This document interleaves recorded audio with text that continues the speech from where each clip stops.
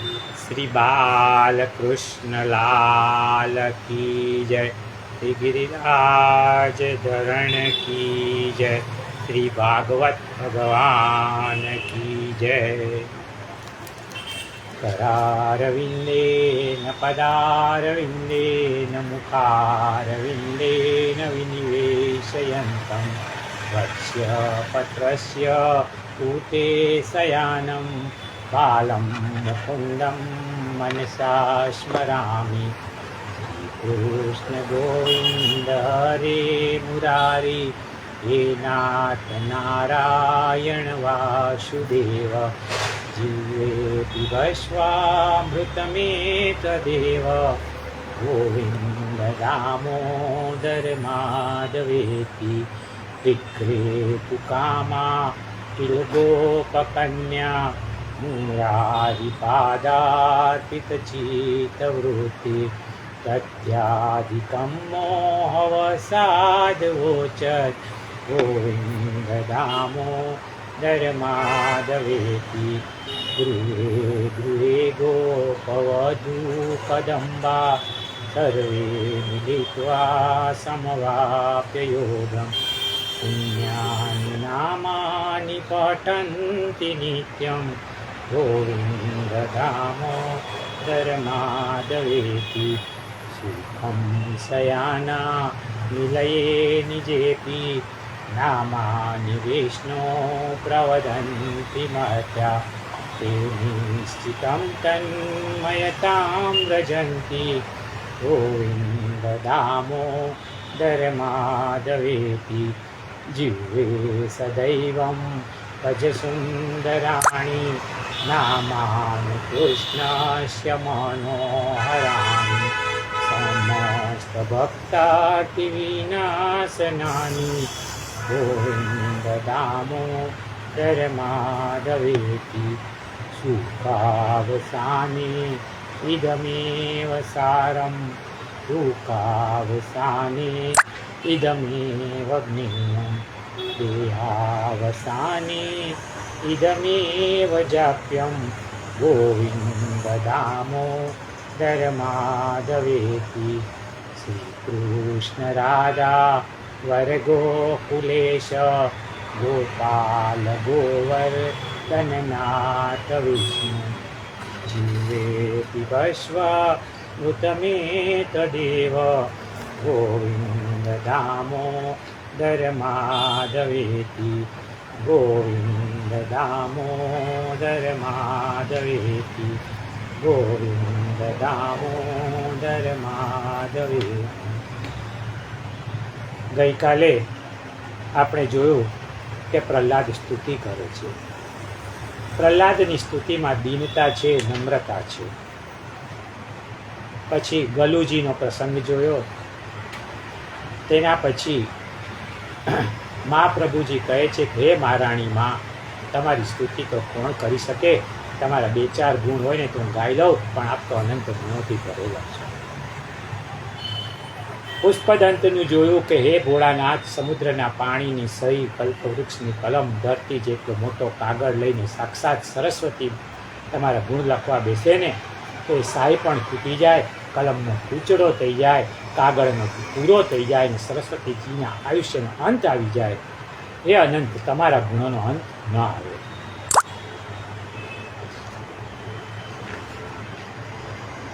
તેના પછી મહાભારતની યુદ્ધની કથાનો એક પ્રસંગ જોયો કે યુદ્ધ ચાલુ થવાનું હોય છે, ત્યાં એક મેદાનમાં પક્ષી ઈંડા મૂકે છે. યુદ્ધ દરમિયાન 18 અક્ષવયણી સેના મરાઈ જાય છે, પરંતુ તે ઈંડાને કાંઈ થતું નથી, કારણ કે હાથીના ગળાનો ઘંટ તૂટી પડે છે અને ઈંડા ઉપર ગોઠવાઈ જાય છે.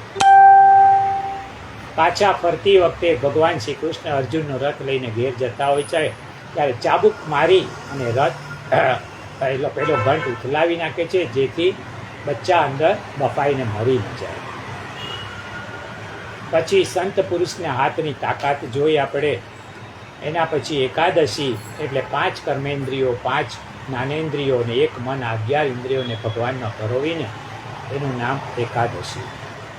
પ્રહલાદ કહે છે કે પ્રભુ મોટા મોટા ઋષિમુનિ પોતાની મુક્તિ માટે તપ કરે છે, એ પોતાના માટે બીજાના ભલા માટે વિશેષ નથી કરતા. હું તો સંસારમાં ભટકતા જીવોને, અસહાય ગરીબોને દુઃખમાં સબળતા મૂકીને એકલો મુક્ત થવા ઈચ્છતો નથી. ભગવાન ઋષિએ પ્રહલાદની સ્તુતિથી પ્રસન્ન થાય છે અને કહે છે કે બેટા તું જે માગે ને એ હું તને આપું. પ્રહલાદ માગે છે કે મને ક્યારેય માગવાની ઈચ્છા ન થાય ને એ આપો. ભગવાન કહે છે કે તારી ભક્તિથી તો તારા ઘરના મકોડાનો ઉદ્ધાર થઈ ગયો, કીડા મકોડાનો ઉદ્ધાર થઈ ગયો, 21 પેઢીનો ઉદ્ધાર થઈ ગયો. કહે છે કે મારો પણ ઉદ્ધાર થઈ ગયો, કારણ કે ભગવાન પ્રહલાદની 6ઠી પેઢીએ દાદા થાય છે. પ્રહલાદને દુસંગ થાય છે.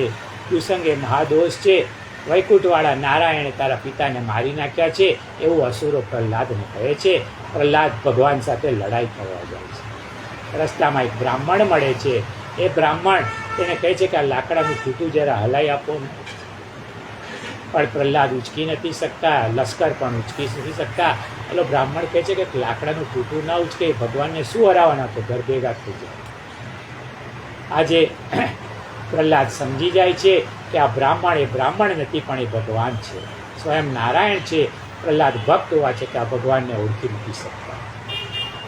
એ જ રીતે યુધિષ્ઠિર નારદને કહે છે રાજસૂય યજ્ઞ વખતે કે ભગવાન શ્રી કૃષ્ણ જો આ યજ્ઞના ફળ રૂપે મળી જાય ને તો ઘણું સારું. નારદ કહે છે કે આ બે બાજુમાં બેઠું છે કોણ છે? તો કે એ તો મારા અમે મામા કોઈના દીકરાઓ છીએ.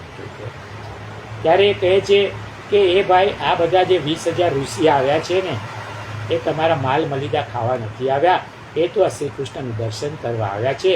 શ્રી કૃષ્ણ નારદે યુધિષ્ઠિરને ભગવાનનું જ્ઞાન કરાવ્યું. નરસિંહ ભગવાનની કથામાંથી બોધ લેવાનો કે આપણું શરીર ભલે મનુષ્યનું હોય પણ માથું તો સિંહનું રાખવું. સુખદેવજી આ પછી આશ્રમ ધર્મનું નિરૂપણ કરે છે. આપણે 7મો સ્કંદ સમાપ્ત કર્યો, 8મા સ્કંદમાં આપણે પ્રવેશ કર્યો. ક્ષીરસાગરમાં ત્રિકુટાચલ પર્વતની તળેટીમાં એક હાથી રહેતો હતો. 10,000 હાથી જેટલી તાકાત હતી. સરોવરમાં સ્નાન કરવા આવ્યો, પોતાની સૂંઢથી બધાને નવડાવ્યા. એ હાથી પરિવારમાં મશગુલ બન્યો અને પરમાત્માને ભૂલી ગયો. ગજેન્દ્ર હાથી છે એનો પગ મગરે પકડ્યો. થોડી વાર તો પરિવાર ઊભું રહ્યું ને પછી બધા ચાલ્યા ગયા.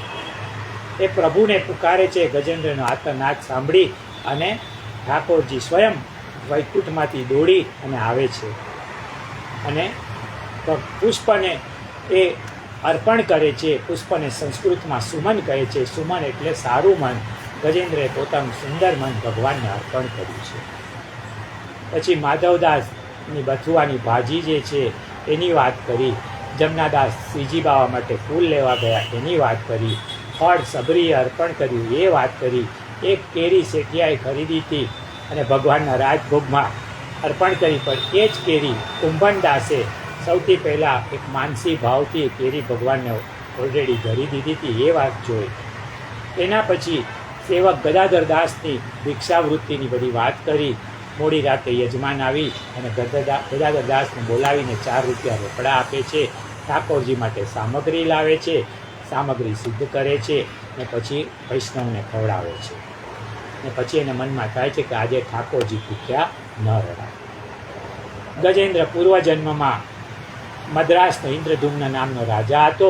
અગસ્ત્ય ઋષિ એને ત્યાં પધાર્યા. એણે એનું સન્માન ન કર્યું. રાજાના પુણ્યનો નાશ થયો. અગસ્ત્ય ઋષિ એને શ્રાપ આપ્યો કે તું હાથીની જેમ બેસી રહ્યો, હાથી થા. યમદૂતોથી ગજેન્દ્રએ જે સ્તુતિ કરી એ સ્તુતિને ગજેન્દ્ર મોક્ષ કહેવાય છે. યમદૂતથી બચવું હોય ને તો ગજેન્દ્ર મોક્ષનો પાઠ કરો. ગજેન્દ્ર મોક્ષમાંથી સાર ગ્રહણ કરવાનો કે વિપત્તિમાં પ્રપત્તિ એટલે ભગવાનની શરણમાં જાઓ. આપણે આટલે સુધી ગઈકાલે જોયું. હવે આગળ ઇન્દ્ર એક દિવસ હાથી પર બેસીને ફરવા નીકળ્યા. દુર્વાસા ઋષિ સામે મળ્યા. દુર્વાસાએ ઇન્દ્રને ભગવાનની પ્રસાદી માળા પહેરાવી. ઇન્દ્રએ અભિમાનના આવેશમાં જઈને માળા હાથી પર ફેંકી દીધી. હાથીએ તો પગ નીચે ચગદી નાખ્યું.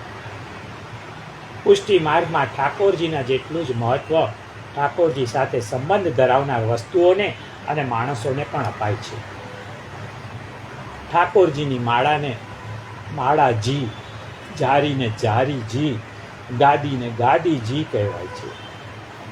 ઠાકોરજીના તકિયા છે ને એ ગાદી છે ને એ યશોદાજીના હાથ અને ગોદ છે. મુખિયાજીમાં યશોદાજીનો ભાવ કરવો. હંમેશા જ્યારે હવેલીમાં દર્શન કરો ને ત્યારે મુખિયાજીને યશોદામાં તરીકે જોવા. કેમ? તો કે યશોદામાં લાડ લડાવતા હતા બાલકૃષ્ણને, તો અહીંયા હવેલીમાં મુખિયાજી જેમને લાડ લડાવે છે ને, તૈયાર કરે, સાજ શણગાર કરે, પછી એમને આરીસો દેખાડે કે ઠાકોરજી જુઓ તમે કેવા તૈયાર થયા છો. તો એ યશોદાજીના ભાવથી મુખિયાજી ત્યાં એમને તૈયાર કરે છે અને એમને લાડ લડાવે છે.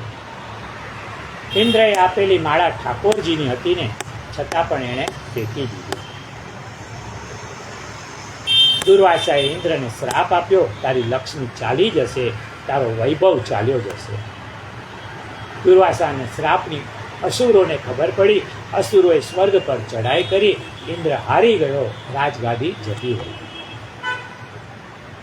માણસના લક્ષણ જાય ને એટલે લક્ષ્મી જાય. ઇન્દ્ર ભગવાનની પાસે આવ્યો. ભગવાનને કહ્યું કે પ્રભુ સાવ નવરો છું, આ સ્વર્ગનું રાજ્ય અસુરોએ લઈ લીધું, કાંઈક કરો, મારી પાસે કશું એ કામ નથી. ભગવાને કહ્યું કે તમારે કરવું હોય તો એક કામ બતાવો. મારી પાસે સમુદ્ર મંથનનો એક પ્રોજેક્ટ છે, એમાંથી ખૂબ સંપત્તિ મળશે. ઇન્દ્રને સંપત્તિ પાછી જોઈએ છે. દેવતા અને મહાત્મામાં એક ફરક છે. દેવતાઓ હંમેશા સંપત્તિ માગે અને મહાત્માઓ ભક્તિ માગે. ભગવાને કહ્યું કે સમુદ્ર મંથનમાંથી તમને સંપત્તિ મળશે ને, પરંતુ એ કામ તમે એકલા દેવતાઓ નહીં કરી શકો, તમારે અસુરોની મદદ લેવી પડશે.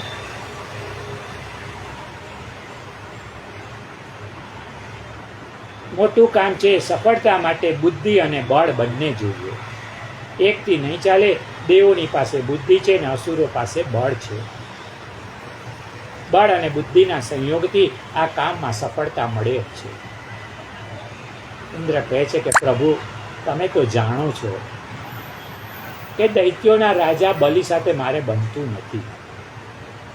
ભગવાને કહ્યું કે જો કામ કઢાવવું હોય ને તો મૂછ નીચે રાખીને જવું પણ પડે. અત્યારે બલિરાજાની ચડતી છે. નીતિ કહે છે ને કે ચડતી હોય ને એની પાસે જો તમે તમારું કામ કઢાવવું હોય ને તો જવું જોઈએ, તમે બલિ પાસે જાઓ. ઇન્દ્રએ કહ્યું પરંતુ પ્રભુ હું દેવોનો રાજા થઈ અને એક અસુર રાજા પાસે સામે ચાલીને જાઉં. ભગવાને કહ્યું કે બલિ સાથે મિત્રતા બાંધો. કોઈ કાર્ય પાર પાડવું હોય ને તો દુશ્મન સાથે પણ મિત્રતા બાંધવી જોઈએ. ભગવાને કહ્યું ને કે ઇન્દ્ર ગરજ હોય ને ત્યારે સાપ એ ઉંદર જેવો ઉંદર સાથે વ્યવહાર કર્યો ને એવા વ્યવહાર કરવો એ નીતિ છે. એક સાપ અને એક ઉંદર પેટીમાં ભેગા થઈ ગયા, લોક થઈ ગયા, ફસાઈ ગયા. ઉંદરનો જીવ તાળવે ચોટ્યો, મરી ગયા. સાપ તો હમણાં ગળી જશે. સાપે વિચાર્યું આ પેટીમાંથી બહાર નીકળવાની શક્તિ તો મારામાં તો છે નહીં, ઉંદરની સહાય અનિવાર્ય છે. એણે પાસાવ ફેંક્યો અને કહ્યું કે કેમ છો ભાણાભાઈ, મજામાં છો ને? ઉંદર તો પોતાને ભાણાભાઈનું વિરુદ્ધ સાંભળીને ફૂલાઈ ગયો. મોટાના થોડા જ વખાણથી નાના માણસો ફૂલાઈ જાય છે. ઉંદરે કહ્યું કે બોલો સાપ દાદા, શું હુકમ છે? સાપે કહ્યું ભાણાભાઈ તમારા દાંત છે ને ખૂબ મજબૂત છે, આ પેટી કાપી નાખો તો આપણે બંનેનો જીવ બચી જાય. ઉંદરે પૂછ્યું કે પણ બહાર બિલાડી હશે તો કે એને હું જોઈ લઈશ, તમે તમારી પેટી કાપો. ઉંદરે પેટી કાપી, સાપ બહાર નીકળ્યો અને પાછળથી ઉંદર જેવો બહાર નીકળવા ગયો ત્યાં સાપ એને ગળી ગયો. ઉંદર બિચારો. ભગવાને કહ્યું કે અત્યારે બલિરાજાની ચડતી છે, અત્યારે તમે એની પાસે જાઓ. ઇન્દ્ર અને બલિરાજાની શિખર પરિષદ યોજાય છે. દૈત્યો બધા ઇન્દ્ર પર ખૂબ ગુસ્સામાં હતા. બલિએ કહ્યું કે ખબરદાર, આપણા ઘરે આવેલા દુશ્મનનું પણ સન્માન કરવું જોઈએ, માન આપનારને જ માન મળે છે. ઇન્દ્રને આદર સાથે અહીં લઈ આવો. ઇન્દ્રએ બલિરાજા આગળ પ્રસ્તાવ મૂક્યો કે જુઓ બલિરાજા, લડતા ભળતા પણ આપણે એક જ બાપના સંતાન છે, ભાઈ ભાઈ છે, ભલે ને માં જુદી છે પણ બાપ તો એક છે. આપણી વચ્ચે શત્રુતા ખતમ કરી નાખી. ઇન્દ્ર કહે છે કે બલિ, મારી પાસે સમુદ્ર મંથનનો એક પ્રોજેક્ટ છે, આપણે સાથે મળીને આજે સમુદ્ર મંથન કરીએ.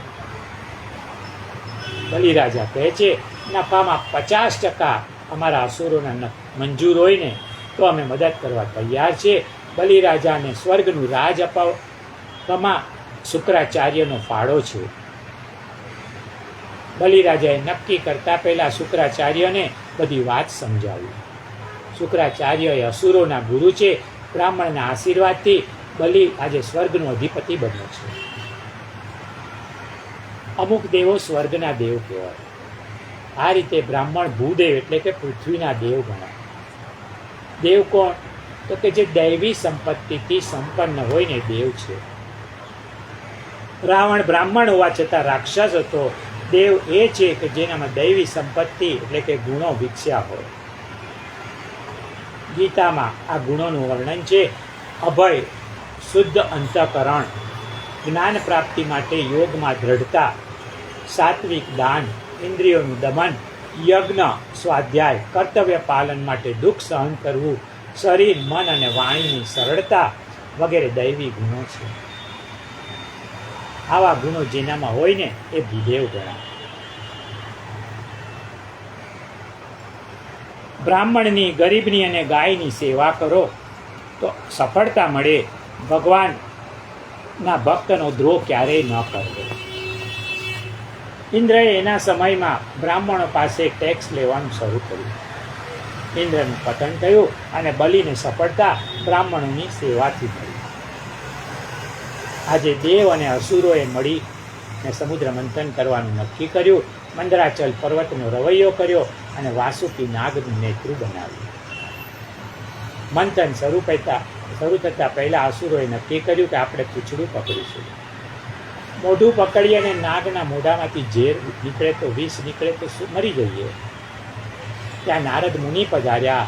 દેવોની મિટિંગ ચાલતી હતી. દેવોએ નક્કી કર્યું કે આપણે પૂંછડું પકડવું છે, મોઢું અસુરોને આપવું. નારદજીને કહ્યું કે જાઓ, તમે જઈને અસુરોને સમજાવો. નારદ અસુરની મિટિંગમાં આવ્યા. પૂછ્યું કે તમે કઈ બાજુ રહેવાના છો, મોઢા તરફ કે પૂંછડી તરફ? અસુરોએ કહ્યું કે અમે તો પૂંછડી પકડવાના છીએ. નારદ કહે છે કે તમે બધા એક જ બાપના દીકરા છો. દેવો શા માટે મોઢા તરફનો આગ્રહ રાખે છે? એમને પૂંછડી આપો. તમે કંઈ નાના બાપના નથી. તમારે મોઢા તરફ તમારે રહેવાનું છે. હું દેવોને સમજાવું છું.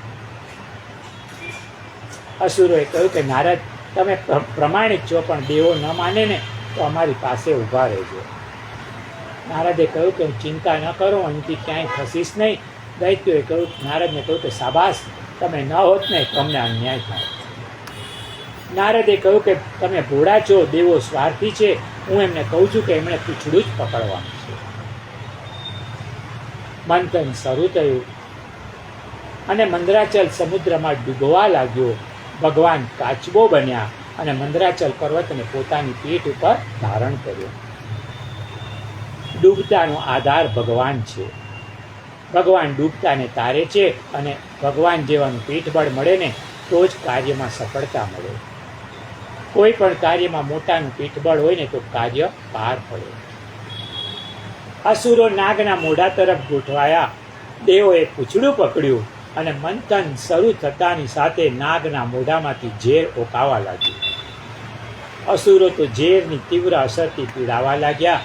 બધા કહે છે કે પેલો ચોટલીવાળો નારદ આપણને બનાવી ગયો. નાગના મોઢામાંથી ગરમ ગરમ શ્વાસ નીકળે છે. માથા ઉપર સખત તાપ છે.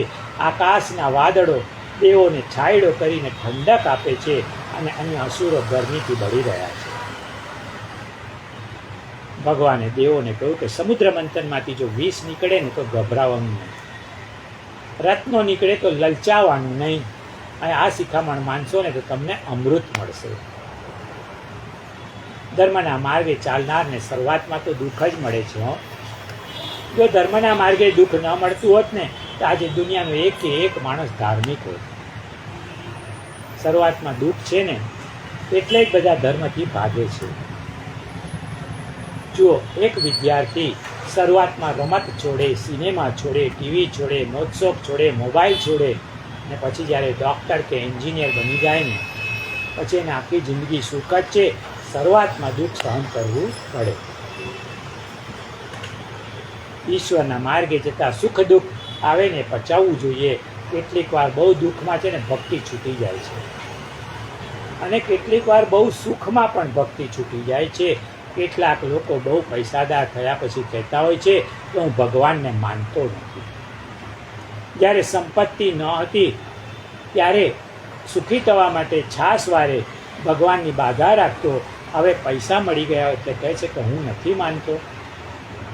સુખી થયા પછી મનને એટલું સમજાવવાનું કે જો હું આટલી ભક્તિ કરું છું તો આટલો લાભ થયો, જો હજી વધારે ભક્તિ કરું તો મને કેટલો બધો લાભ થશે. એક ચોર રાજાને ત્યાં ચોરી કરવા ગયો. રાજા દિવાન સાથે વાત કરતો હતો કે મારે સંતાનમાં એકમાત્ર દીકરી છે, અમે બંને ઘરડા છીએ, છોકરી પરણી જાય ને એટલે જમાઈને રાજગાદી સોંપી અને અમારે વનમાં તપ કરવા જવું છે. કોઈ પ્રજાને સુખી કરે, કોઈ સાધુ જેવો સંત જેવો જમાઈ મળી જાય ને તો એને દીકરી આપું અને એને મારી ગાદી પર બેસાડું. દીવાન એક કામ કરો, તમે થોડે દૂર ઓલો સંતોનો આશ્રમ છે ને ત્યાં જઈને તપાસ કરો, કોઈ તૈયાર થઈ જાય તો મને જણાવો. ચોર આ વાત સાંભળી ગયો. એને કહ્યું કે હમણાં જો ચોરી કરીશ ને તો થોડા દિવસ ચાલશે ને એટલું દ્રવ્ય મળશે, અને જો ચોરી કરતા પકડાઈ ગયો તો રાજા તો મારીને બીચા કાઢી નાખશે. એની કરતાં સાધુનો વેશ પહેરી લો, આશ્રમમાં જઈને બેસી જાઓ, કદાચ જો નસીબ જોર કરતું હશે ને તો નંબર લાગી જશે, અને એમ થાય તો રાજાની કુંવરી અને રાજગાદી બંને મને મળશે. ચોર તો બનાવટી સાધુ બનીને આશ્રમમાં જઈને સંતોની પાસે ગોઠવાઈ ગયો. દીવાન અહીં આશ્રમમાં પધાર્યા. રાજાની વાત સંતો આગળ મૂકી. બધા સંતોએ કહ્યું કે ભાઈ અમે તો વૈરાગી છીએ, એકવાર સંસાર છોડ્યા પછી અમને કોઈ અપેક્ષા નથી. બધાએ ના પાડી. એટલે દીવાન પૂછતો પેલા ચોર પાસે આવ્યો, બનાવટી સાધુ. ચોર સાવધાન થઈ ગયો. દીવાને પૂછતા ચોરે કહ્યું કે આમ તો સંન્યાસ લેવાની ઈચ્છાથી હું અહીં આવ્યો છું, પરંતુ હજી મેં દીક્ષા લીધી નથી, અને મારા પિતાશ્રીની પણ ઈચ્છા છે કે મારે અમુક સમય સુધી સંસારમાં રહેવું, પછી જ સંન્યાસ લેવો. એટલે હું તમારી ઓફર સ્વીકારવા માટે તૈયાર છું. દીવાને રાજાને જણાવ્યું કે એક સંત મહા મહેનતે તૈયાર થયા છે. રાજાને આનંદ થયો. થાળીમાં સોના મોહર લીધી અને દીકરીને લઈને આશ્રમમાં આવી અને બનાવટી સાધુને કહ્યું કે મહારાજ, આપે લગ્નની હા પાડીને મારા પર ખૂબ ઉપકાર કર્યો છે, મારી પર કૃપા કરી છે, મારું તમામ સામ્રાજ્ય હું તમને સોંપું છું. અને રાજા એની દીકરીને કહ્યું કે બેટા વરમાળા પહેરાવ. અને બનાવટી સાધુએ કહ્યું કે મહારાજ એક કામ કરો, રોકાઈ જાય. રાજાએ કહ્યું કે કેમ, શું થયું? સાધુ કહે છે કે અત્યાર સુધી મારી લગ્ન કરવાની ઈચ્છા હતી પણ હવે નથી. રાજા કે કેમ ના પાડો છો? તો કે હું બનાવટી સાધુ છું. બનાવટી સાધુનો વેશ લેવાથી માત્ર મને આટલું સામ્રાજ્ય મળતું હોય ને તો જો હું સાચો સાધુ બની જાઉં તો મને શું ના મળે? મારે આ બધું ન જોઈએ. હવે તો સાધુ એટલે સાધુ, હું સાચો સંત બનીશ. મંથન કરતા સમુદ્રમાંથી પ્રથમ ઝેર નીકળ્યું. બધા ગભરાયા, આ ઝેરને શું કર્યું? દેવોએ વિષ્ણુ ભગવાનને કહ્યું કે આ ઝેર આપ પી જાઓ. વિષ્ણુએ કહ્યું કે તમે ઘર ભૂલ્યા છે, અહીં તો 56 ભોગ હોય ને તો જ આવવું, ઝેર લઈને ન આવવું. મને કોઈ ઝેર પીવાની આદત નથી, ટેવ નથી. તો પ્રભુ આ ઝેર કોને આપ્યું? ભગવાને કહ્યું કે હું પાક્કું સરનામું આપું છું, ત્યાં જાઓ. ભગવાને શંકર ભગવાનનું કૈલાસનું સરનામું લખીને આપ્યું. શિવ દયાળુ પણ છે અને સમર્થ પણ છે. કોઈ સમર્થ હોય પણ દયાળુ ન હોય, ને કોઈ દયાળુ હોય પણ સમર્થ ન હોય, પણ અહીં તો શંકર દયાળુ પણ છે અને સમર્થ પણ છે. દેવો ઝેર લઈને કૈલાસ પર્વત પર ગયા. મહાદેવ દેવોને આવતા જોઈને ખુશ થયા. મનમાં કહે છે કે આ દેવોને અનેક વાર આમંત્રણ આપ્યા પણ આવતા નહોતા. આજે બધા મળીને આવી રહ્યા છે, ખુશીની વાત છે. મહાદેવજી રાજી થયા. પણ કોઈ મોટો માણસ ઘરે આવે ને તો રાજી ન થયું. એ જરૂર આપણને કોઈ શીશામાં ઉતારવા જ આવ્યો હશે, બાકી મોટો માણસ સ્વાર્થ વગર કોઈના ઘેર જાય નહીં, આવે ને તો જાણવું કે દાળમાં કંઈક કાળું છે. દેવોએ મહાદેવજીની સ્તુતિ કરી છે. શંભુ શરણે પડી માંગુ ઘડીએ ઘડી કષ્ટ કાપો, દયા કરી દર્શન શિવ આપો. તમો ભક્તોના દુઃખ હરનારા, શુભ સૌનું સદા કરનારા. હું તો મંદમતી તારી અકળ ગતિ કષ્ટ કાપો, દયા કરી દર્શન શિવ આપો. અંગે ભસ્મ સ્મશાનની ચોળી, સંગે રાખો સદા ભૂત ટોળી.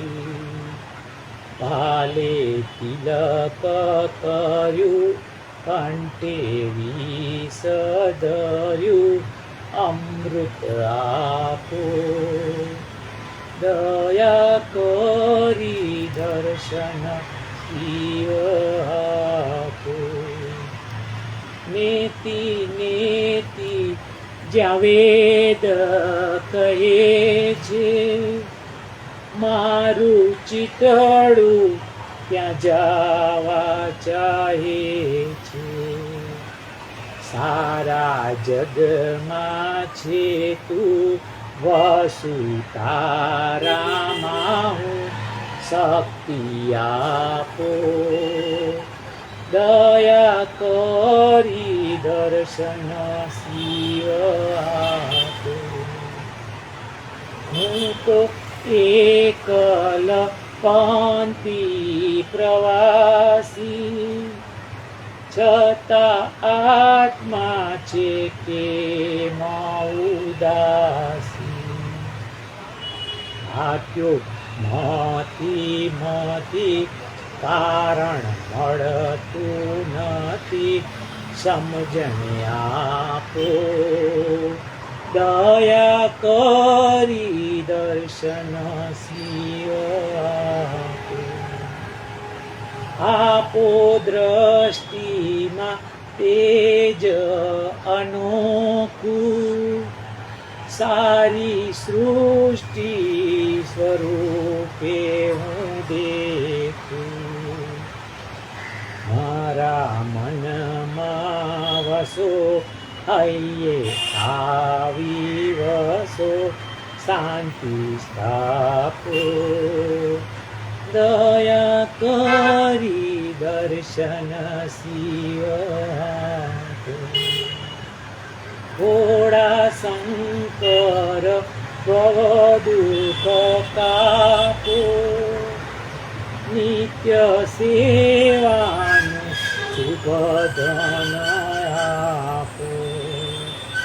ગાળો માન મદા, ગાળો ગર્વ સદા, ભક્તિ આપો, દયા કરી દર્શન શિવ આપો, દયા કરી દર્શન શિવ આપો, દયા કરી દર્શન શિવ આપો.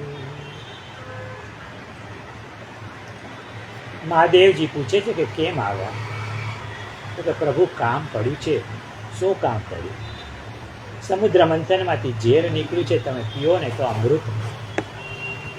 શંકર કહે છે કે ઉભા રહો, પાર્વતી સાથે વાત કરી લો. પાર્વતી કહે છે કે તમને શું થવાનું છે? આવનાર બધા તો દેવ છે, તમે તો મહાદેવ છો. અને શંકર ભગવાન ઝેરને પી ગયા.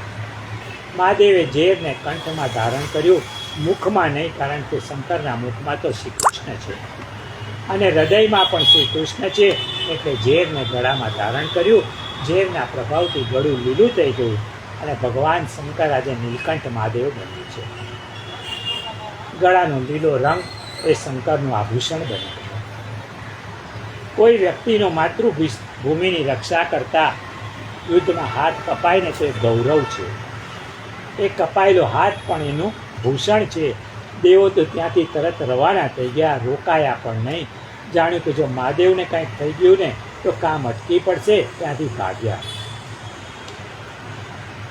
ભગવાન સદાશિવે દેવોનું દુઃખ દૂર કર્યું, છતાં દેવોને એમ પણ નથી કહ્યું કે ઝેર લાવ્યા છો તો થોડું અમૃત તો આપતા જાઓ. શંકર ઝેરની ગરમીને લીધે હિમાલયમાં ગયા. શંકર ઉપર જે 4 મહિના જડાધારી મૂકવામાં આવે છે ને, એ ઝેરની ગરમીને શાંત કરવાનો ભાવ છે. ભગવાન શંકરે ઠંડક માટે માથા ઉપર ગંગાજી અને ચંદ્રમાને ધારણ કર્યા છે. આથી એક વાત સિદ્ધ થઈ કે અમૃત પીએ તે દેવ અને ઝેર પીએ એ મહાદેવ. ઝેર મહાદેવે પીધું, છતાં આજે માણસમાં ઝેરની માત્રા ખૂબ જોવા મળે છે. એનું શું કારણ? કોઈક માણસની આ કલ્પના માત્ર છે. કહે છે કે મહાદેવે ઝેર પીધું ને ત્યારે ત્યાં બધી જાતના લોકો બેઠા હતા.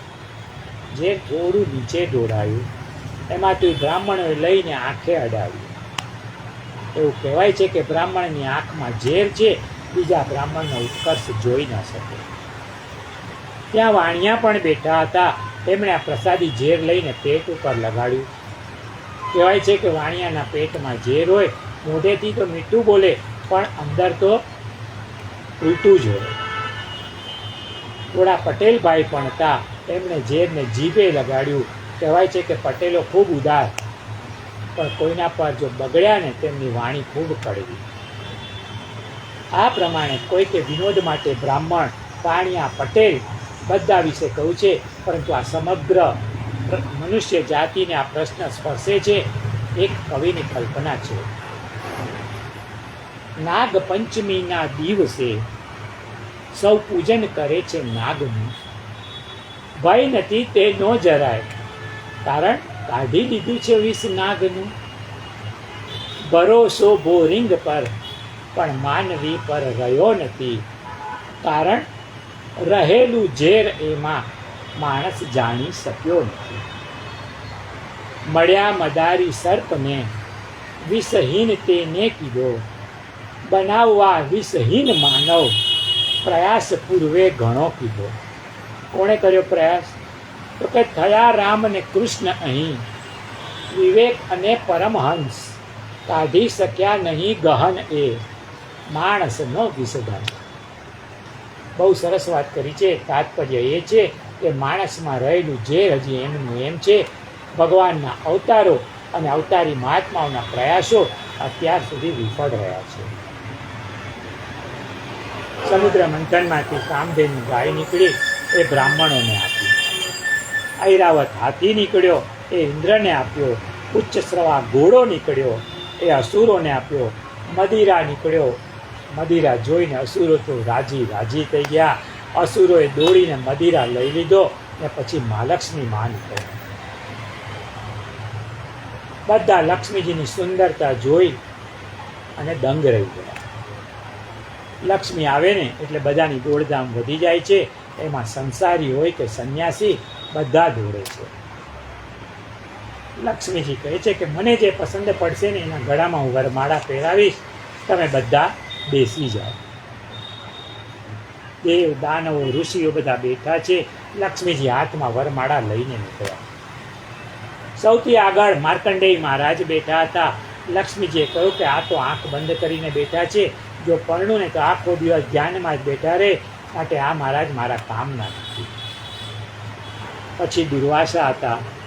એમને જોઈને લક્ષ્મીજી બોલ્યા, આ ઋષિ તો ક્રોધનું પોટલું છે ને, જેને દુર્વાસા જેવો પતિ મળે ને એનું તો આવી જ બનવાનું, એવું સમજવાનું.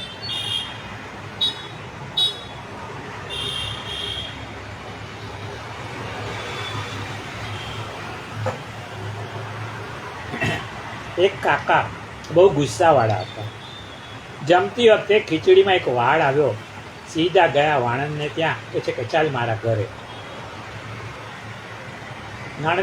વાણંદે પૂછ્યું કે કોની હજામત કરવાની છે? તો કે તારા કાકીની. કે તમે તો હજી જીવતા છો ને? તો કે મને ખબર છે, પણ એનું માથું સાફ કરાવી નાખું એટલે ખીચડીમાં વાળ તો ન આવે. આવા ક્રોધી માણસ લક્ષ્મી ન મેળવી શકે, શાંત માણસ જ લક્ષ્મી પ્રાપ્ત કરી શકે. એક ભાઈ કહેતા હતા કે મેં ઘણી મહેનત કરી પણ હું લક્ષ્મી મેળવી ન શક્યો. મેં કહ્યું કે ભાઈ, આ રૂપિયા પૈસા એ ખરી લક્ષ્મી નથી, તમારું આરોગ્ય એ ખરી લક્ષ્મી છે. આરોગ્ય સારું ન હોય તો લક્ષ્મી શું કરવાનું? ખરી લક્ષ્મી પ્રામાણિકતા છે.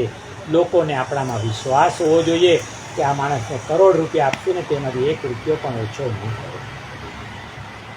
જીવનમાં ખરી લક્ષ્મી એ પ્રભુનું નામ છે. ખૂબ ભેગી કરો, સત્સંગ કરો, સ્મરણ કરો. ખરી લક્ષ્મી આશીર્વાદ છે. જે દિવસે તમને કોઈનો આશીર્વાદ મળી જાય ને ત્યારે માનજો કે આજે ઘણું કમાયું. લક્ષ્મીજી આગળ વધ્યા, કંઈક ને કંઈક બધામાં એમને દોષ દેખાયા. નિર્દોષ એક નારાયણ દેખાયા એટલે લક્ષ્મીજીએ વરમાળા નારાયણને પહેરાવી. લક્ષ્મીપતિ તો નારાયણ જ થાય ને. સમુદ્ર મંથન કરતા ધન્વંતરી ભગવાન હાથમાં આયુર્વેદનું પુસ્તક, વનસ્પતિ અને અમૃત કુંભ લઈને નીકળ્યા. અસુરોએ ધન્વંતરીના હાથમાંથી અમૃતનો કુંભ છૂટવી લીધો. દેવતાઓ ભગવાનની શરણમાં ગયા. પ્રભુ, અમારી મહેનત નકામી ગઈ. સમુદ્ર મંથનનો નફો તો બધા અસુરો લઈ ગયા. દૈત્યો અમર થશે ને તો પૃથ્વી પર હાહાકાર મચાવી મૂકશે. આજે ભગવાને મોહિની રૂપ લીધું છે. ભગવાન પાસે છે ને બધા ઉપાય મોજૂદ જ છે. દેવોનું કલ્યાણ કરવા ભગવાન મોહિની રૂપ ધારણ કરે છે. અને જે દૈત્ય પાસે અમૃતકુંભ હતો ને એમની પાસે મોહિની સ્વરૂપે ગયા. દૈત્યો અત્યંત કામી હોય છે. મોહિની રૂપને જોતા જ મોહાંત બની ગયા. પરસ્ત્રીનું ચિંતન કરનાર દૈત્ય છે. મોહિનીએ દૈત્ય પાસે જઈને કહ્યું કે જુઓ ભાઈ, મારું માનો, આ અમૃતના કુંભમાં છે ને ઉપર બધું પાણી છે, એમાં કસ નથી. નીચે રગડો છે, તત્વ છે. તમે મને કુંભ આપો એટલે હું દેવોને ઉપરનું પાણી આપી અને નીચેનો રગડો તમારા માટે લઈ આવું. દૈત્યે કહ્યું કે અચ્છા હે, आप बाद में हमें रगड़ा खिलाना, ले जाओ इसे. મોહિનીનો મોહ હોય ને એને અમૃત મળતું નથી. દૈત્યો બધા મોહિની સ્વરૂપમાં મોહિત થઈ ગયા. મોહિનીની પાસે આવીને પૂછે કે તમે ક્યાંથી આવ્યા? તમારું નામ શું? તમારું ગામ કયું? પરણ્યા છો કે કુંવારા છો? મોહિની બોલ્યા, તમારું કલ્યાણ કરવા આવી છું. અમૃત પીવાથી અભિમાન વધે છે ને અભિમાનથી પાપ વધે છે. એટલે અમૃત પીવામાં કલ્યાણ નથી. મોહિનીએ કહ્યું કે મારું કોઈ ઘર નથી. જે પુરુષ મને પ્રેમ કરે એને ઘેર જાઉં છું. જેવા કે તુકારામ, નરસિંહ, નામદેવ, તુલસીદાસ, સુરદાસ, આવા અનેક પ્રેમીઓના ઘરે હું જાઉં છું. મારા અનેક ઘર છે, એક ઘર નથી. દૈત્યો મોહમાં આ ભાષા સમજ્યા નહીં અને મોહાંત બનીને કબૂલી કરી, દેવી તમે તમારા હાથે જ અમને જે આપશો એને લેશું, અમે લડીશું નહીં. મોહિની ભગવાને દેવો અને દૈત્યોની જુદી જુદી પંગત કરી છે અને દૈત્યો જોતા રહે ને એ રીતે અમૃત બધું દેવોને પાઈ દીધું. કુંભ ઊંધો વળેલો જોઈ રાહુ સમજી ગયો અને સૂર્ય ચંદ્રની વચ્ચે દેવ બનીને બેસી ગયો. ભગવાન છે ને પંક્તિ ભેદ કરતા નથી. પંગતમાં વિષમતા થાય નહીં. અમૃત રાહુને પાયું અને તરત જ સુદર્શન ચક્રથી એનું માથું કાપી નાખ્યું. અમૃત ગળાની નીચે ગયું હોય, મસ્તક રાહુ રૂપે અને ધડ કેતુ રૂપે અમર બની ગયા. મોહિનીએ તમામ અમૃત પાઈ દીધા પછી ખાલી કુંભ દૈત્યની પાસે લાવીને પછાડ્યો. દૈત્યો તો ઊભા થઈ ગયા, કે છે કે દગો દગો દગો, આ વિષ્ણુએ સાડી પહેરીને અમને છેતર્યા છે. આપણે અજાણી સ્ત્રી પર વિશ્વાસ કરવો નહોતો જોઈતો. સુભાષિતમાં કહ્યું છે કે નદીનામ શસ્ત્ર પાણીનામ નખીનામ સુગીણામ તથા વિશ્વાસો નૈવ કર્તવ્યમ સ્ત્રીસુ રાજકલેશુ ચ. નદીઓ જેના હાથમાં હથિયારો એનો, નખવાળા પ્રાણીનો, શિંગડાવાળા પશુનો, અજાણી સ્ત્રીનો અને રાજકુળનો વિશ્વાસ કરવો જોઈએ નહીં. ત્યાર પછી તો દેવ દાનવોનું યુદ્ધ થયું અને દૈત્યોનો પરાજય થયો. દૈત્યોને ભગવાનનું પીઠબળ નહોતું એટલે નિષ્ફળ રહ્યા. ભગવાનનો સાથ હોય ને એનો બેડો પાર થઈ જાય છે. સુખદેવજી બોલ્યા કે દેવાસુર સંગ્રામ પછી દૈત્યો એમના ગુરુ શુક્રાચાર્યને શરણે ગયા. શુક્રાચાર્યની સેવા કૃપાથી આજે દૈત્યો બળવાન થવા લાગ્યા. બલિરાજા ઇન્દ્રના હાથે પરાજિત થયા પછી બ્રાહ્મણો અને ગુરુની સેવાથી ફરી જોરમાં આવી ગયા. શુક્રાચાર્યએ બલિરાજા પાસે વિશ્વજીત યજ્ઞ કરાવ્યો. આ યજ્ઞમાંથી અગ્નિદેવ પ્રગટ થયા અને બલિરાજાને વિશ્વજીત નામનો એક રથ આપ્યો. શુક્રાચાર્યે બલિને શંખ આપ્યો. બલિના દાદા પ્રહલાદે પ્રગટ થઈ બલિને વૈજયંતી માળા ગઈ. બલિરાજાએ વિશ્વજીત રથ ઉપર બેસી અને આજે સ્વર્ગ પર ચઢાઈ કરી. બૃહસ્પતિએ દેવોને કહ્યું, આ વખતે તમે બલિને જીતી નહીં શકો, કારણ કે બલિરાજા ધર્મની મર્યાદામાં રહીને જીવે છે. જેની પાસે ધર્મનું બખ્તર હોય ને, નીતિનું છત્ર હોય ને, એને કોણ જીતી શકે? જીવ પાપ કરે ને ત્યારે જ એનો પરાભવ થાય છે. એનું પાપ એને મારે છે. ભગવાન કોઈને મારતા નથી. સુખદેવજી કહે છે કે અસુરોના રાજા બલિરાજા ધર્મપરાયણ હોવા છતાં દૈત્યોના રાજમાં સંપૂર્ણપણે ધર્મનું પાલન, ધર્મનું આચરણ શક્ય નથી. તેથી દૈત્યો પાસેથી સ્વર્ગનું રાજ ભગવાન શક્તિથી નહીં પણ યુક્તિથી લેશે અને એટલે જ આવનારા વામન અવતારમાં યુદ્ધ થયું નથી. બલિએ ઇન્દ્રને હરાવ્યો અને એના હાથમાં સ્વર્ગનું રાજ આવ્યું. પણ નિયમ એવો હતો કે 100 અશ્વમેઘ યજ્ઞ કરે ને ઇન્દ્રાસન પર બેસી શકે. ઇન્દ્રનું સતક્રતુ નામ છે એટલે 100 યજ્ઞ કરનાર ઇન્દ્ર બને. શુક્રાચાર્ય બલિ પાસે અશ્વમેઘ યજ્ઞ કરાવવા આવે છે. એક યજ્ઞ 3 વર્ષ ચાલે. 20,000 બ્રાહ્મણ બોલાવવા પડે. આ બ્રાહ્મણોને સોના મોહર આપવી પડે. આવા 99 યજ્ઞ બલિએ કર્યા. જે સ્થળો પર 10 અશ્વમેઘ યજ્ઞ પૂરા થયા ત્યાં દશાશ્વમેઘ ઘાટ તૈયાર થયા. છેલ્લો 100મો યજ્ઞ ભરૂચ પાસે નર્મદા કિનારે શરૂ થયો. ઇન્દ્રની માતા અદિતિ અને દૈત્યોની માતા દિતિ, આ બંને છે ને કશ્યપ ઋષિના પત્નીઓ હતા. અદિતિના પુત્રો આદિત્યો એટલે કે દેવતાઓ અને દિતિના પુત્રો દૈત્યો કહેવાયા. સ્વર્ગનું રાજ જવાથી અને બલિના હાથે પરાજિત થવાથી દેવતાઓ બધા ઉદાસ બેઠા હતા. તેથી તેમના માતા અદિતિ પણ ઉદાસ રહેતા હતા. કશ્યપ મુનિએ અદિતિને પૂછ્યું કે દેવી, તમે હમણાં ઉદાસ કેમ રહો છો? અદિતિ કહે છે કે મારા પુત્રોનું રાજ બલિએ લઈ લીધું છે એટલે હું દુઃખી છું. કશ્યપ મુનિએ અદિતિને પયોવ્રત કરવા કહ્યું. આ વ્રત ફાગણ સુદ એકમથી શરૂ કરવાનું હોય છે અને માત્ર દૂધ પીને કરવાનું હોય છે. દૂધ સિવાય બીજું કશું લેવાય નહીં. આજે પણ આ વ્રત ચાલુ છે. અદિતિએ વ્રત કર્યું. આ વ્રતથી સંતાન પ્રાપ્તિ થાય છે. વ્રતની સમાપ્તિ વખતે ભગવાન પ્રગટ થયા. ભગવાને અદિતિને કહ્યું કે માતા, થોડા મહિના જવા દો. ભાદરવા સુદ 12ને દિવસે હું આપને ત્યાં પુત્ર રૂપે અવતરીશ અને તમારા દીકરાઓએ ગુમાવેલી સંપત્તિ અને હું રાજ પાછું લઈ આપીશ. કશ્યપ અને અદિતિ જેવા તપસ્વી મા બાપ હોય ને તો ભગવાન જન્મ લેવા પણ તૈયાર છે. ભગવાન આકૃતિ નથી જોતા, કૃતિ જુએ છે, કર્મ જુએ છે. આકૃતિ તો પૂર્વ સંસ્કારથી મળે છે. દિતિ એટલે ભેદ બુદ્ધિ અને અદિતિ એટલે અભેદ. અભેદ બુદ્ધિ બ્રહ્માકર વૃત્તિ. ભેદ બુદ્ધિને ત્યાં હિરણ્યકશ્યપ અને હિરણ્યાક્ષ જેવા દૈત્યો જન્મ્યા અને અદિતિને ત્યાં ભગવાન વામન પધાર્યા. ભાદરવા સુદ 12નો પવિત્ર દિવસ આવ્યો. બપોરના 12 વાગે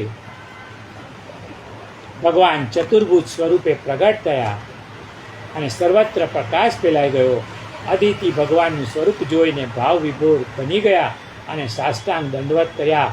બોલો શ્રી વામન ભગવાન કી જય. સ્ત્રીએ સાષ્ટાંગ દંડવત ન કરવા જોઈએ એવો શાસ્ત્રનો નિયમ એવો ભૂલી ગયા. અદિતિ ભગવાનની સ્તુતિ કરે છે, કહે છે કે આપ તો યજ્ઞેશ છો, યજ્ઞના સ્વામી છો, આપ અચ્યુત છો. નિયમોથી ચલિત ન થાય ને એ અચ્યુત. આપના ચરણ તીર્થની જેમ પાવનકારી છે, આપનું નામનું શ્રવણ મંગળકારી છે. હે દીનાનાથ, તમે મારું કલ્યાણ કરો. ભગવાન પ્રગટ થયા ને ત્યારે શીતળ મંદ સુગંધિત પવન વાય છે, પવિત્ર વાતાવરણ છે. આકાશમાં ગંધર્વો કિન્નરો નાચ ગાન કરે છે. દેવોએ પુષ્પની વૃષ્ટિ કરી જય જયકાર કર્યો. વામન ભગવાનના 12 નામ મુખ્ય છે: ઉર્ગાય, ઉર્ક્રમ, બ્રહ્મણ્ય, ત્રિગુણ, પ્રશ્નિગર્ભ, વેદગર્ભ, વેદસ, ત્રિનાભ, ત્રિપુષ્પ, ત્રિપિવિષ્ટ, વિષ્ણુ અને વામન. વામન એટલે કે બલિને ત્યાં યાચના કરી, એટલે વામન એટલે કે નાના થયા.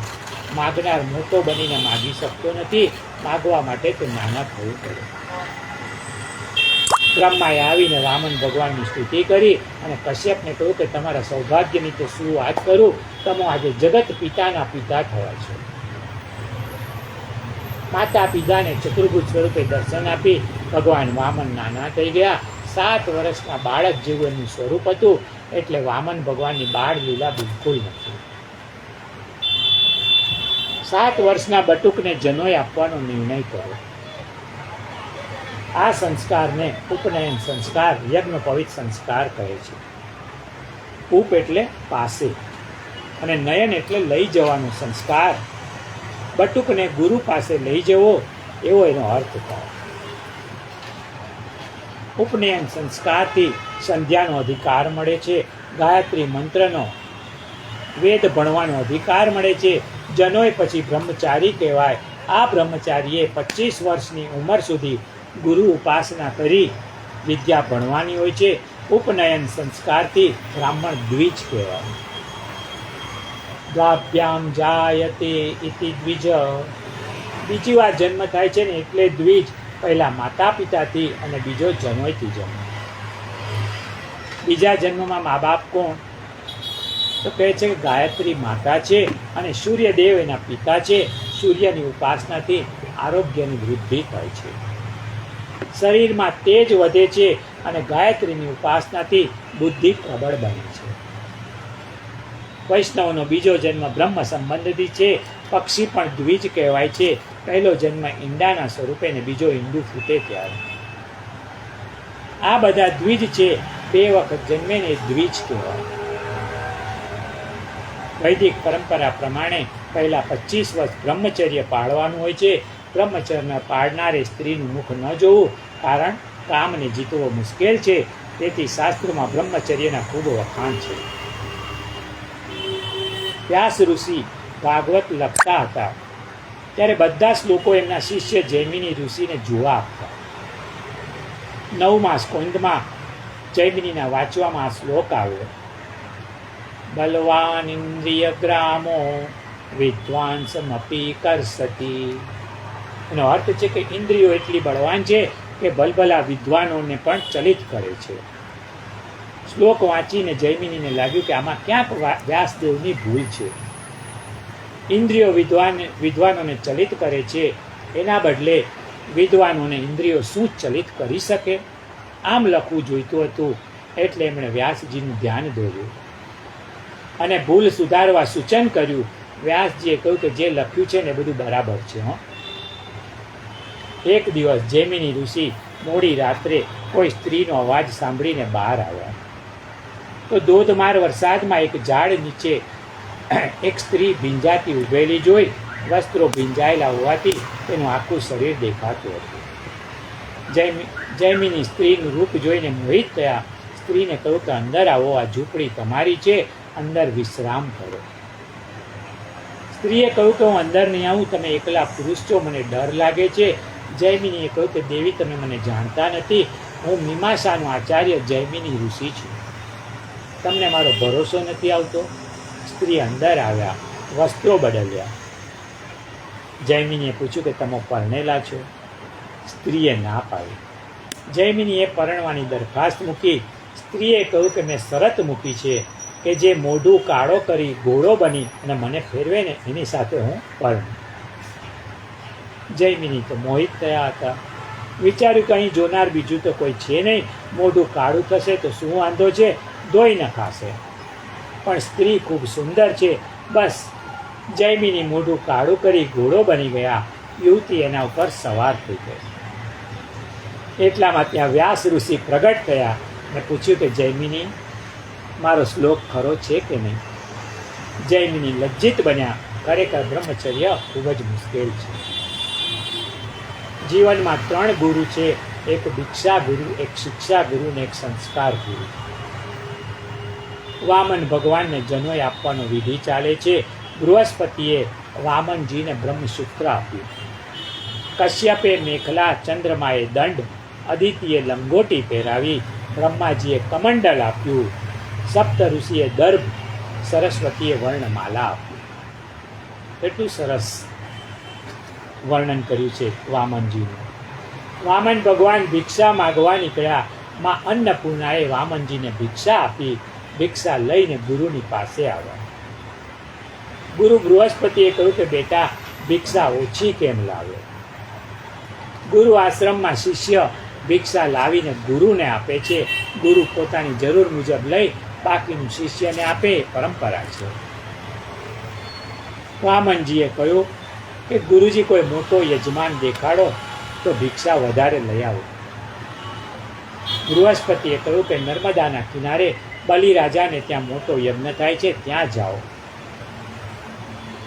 વામન ભગવાનના ચરણમાં પાદુકા છે, ફક્ત લંગોટી પહેરી છે, યજ્ઞોપવિત ધારણ કરેલ છે, હાથમાં છત્ર અને દંડ છે, કમર ઉપર મૂંજની મેખલા છે, બગલમાં મૃગચર્મ છે, શિર પર જટા છે, મુખ પર બ્રહ્મ તેજ ઝળહળે છે, દિવ્ય તેજસ્વી સ્વરૂપ છે. આજ વિષ્ણુ વામન થઈને ચાલ્યા રે, અધર્મનો કરવા નાશ મારા વાલા. આજ વિષ્ણુ વામન થઈ ચાલ્યા રે, એનું દિવ્ય તેજસ્વી સ્વરૂપ રે, એને મૃગ ચર્મ સાથમાં સોંપતું રે, એને ત્રિકુંડ પાલ વિશાલ મારા વાલા. આજ વિષ્ણુ વામન થઈ ચાલ્યા રે, એને સરસ્વતી હારો હાર શોભતા રે, એની કમર ઉપર મૂંજની મેખલા રે, એ તો શિર પર જટા ધારી રે, એના મુખ પર બ્રહ્મ તેજ ઝળહળે મારા વાલા. આજ વિષ્ણુ વામન થઈ ચાલ્યા રે, એને માતા પીરસે છે પકવાન મારા વાલા. આજ વિષ્ણુ વામન થઈ ચાલ્યા રે, અધર્મનો કરવાના તમારા વાલા. આજ વિષ્ણુ વામન થઈ ચાલ્યા રે. બોલો વામન ભગવાન કી જય. દિવ્ય તેજસ્વી સ્વરૂપ છે, મુખ પર બ્રહ્મ તેજ ઝળહળે છે. રસ્તામાં કોઈ મળે ને વિના પરિચય જો માથું નમી જાય ને તો જાણવું કે બ્રહ્મ તેજ છે, ઈશ્વરનો અંશ છે. વામન ભગવાન બિહાર પ્રદેશથી ચાલતા ચાલતા સૌરાષ્ટ્રના રસ્તે ભરૂચ ગયા હતા. જુનાગઢ પાસે વંથલી ગામ છે, એ પુરાણ કાળમાં વામન સ્થળી કહેવાતું હતું. અહીં એક વાવ છે, વાવ ઉપર વામનજીના પગલા છે. વંથલી થઈને વામન ભગવાન ભરૂચ પહોંચ્યા. વામનજીએ ત્યાં જઈને નર્મદામાં સ્નાન કર્યું. નર્મદા બહુ પવિત્ર નદી છે. નર્મદાનો અર્થ શું થાય તો કે નરમ એટલે વિનોદ, આનંદ અને દા એટલે આપનાર, આનંદ આપનાર. પુરાણમાં એનું નામ રેવા છે. કાર્તિક સ્વામી અહીં રહ્યા હતા. ભગવાન શંકરાચાર્યએ નર્મદા માની સુંદર સ્તુતિ કરી છે. એ નર્મદાષ્ટક કહેવાય છે. પદ્ય પુરાણમાં નર્મદાનો મહિમા છે. જેમ ગંડકી નદીમાંથી શાલિગ્રામ નીકળે છે ને એમ નર્મદામાંથી શિવલિંગ નીકળે છે. ગંડકી નદીના બધા પથ્થરો શાલિગ્રામ છે અને નર્મદાના કંકર એટલા શંકર. પુણ્યા કંખલે ગંગા કુરુક્ષેત્રે સરસ્વતી ગ્રામે વાયદિવારણ્યે પુણ્યા સર્વત્ર નર્મદા. કંખલમાં ગંગા સ્નાન પુણ્યકારી, કુરુક્ષેત્રમાં સરસ્વતી સ્નાનનું મહત્વ છે, પરંતુ નર્મદા સ્નાન સર્વત્ર ગામ કે અરણ્ય બધે જ પુણ્યદાયી છે. આ સત્રને આપણે અત્યારે અહીં વિરામ આપીએ. આજે રાત્રે 9:45 એટલે કે 9:45 વાગે આપણે વામન ભગવાન સ્નાન કરીને ભગવાન બલિરાજાના યજ્ઞ મંડપમાં પધારે છે એ વાત આગળ વધારીશું. ત્યાં સુધી સર્વને જય શ્રી કૃષ્ણ, જય શ્રી કૃષ્ણ, જય શ્રી કૃષ્ણ. અત્યાર પછીનું સત્ર છે રાતના 9:45 વાગે, આજે 9:45. જય શ્રી કૃષ્ણ.